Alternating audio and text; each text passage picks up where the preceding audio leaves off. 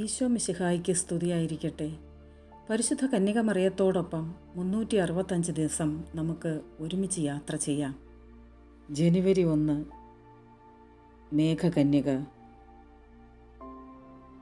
ക്വിറ്റോയിലെ ബിഷപ്പായ Sancho D an raid ഫിഗ്യേറോ ഗുരുതരമായ രോഗബാധിതനായിരുന്നപ്പോൾ അദ്ദേഹത്തിൻ്റെ സുഖപ്രാപ്തിക്ക് വേണ്ടി പരിശുദ്ധ മാതാവിനെയും വഹിച്ചുകൊണ്ടുള്ള ഒരു പ്രദക്ഷിണം നടത്തി.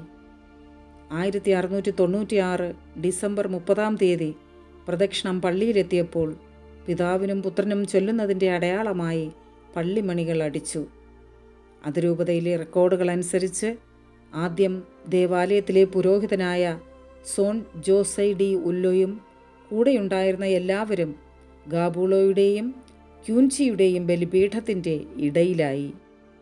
മേഘപാളികളിൽ തലയിൽ കിരീടവും വലതുകൈയിൽ ലില്ലിപ്പൂവും ഇടതുകൈയിൽ ഉണ്ണിയെയും വഹിച്ചുകൊണ്ട് മാതാവ് പ്രത്യക്ഷപ്പെട്ടതു കണ്ടു.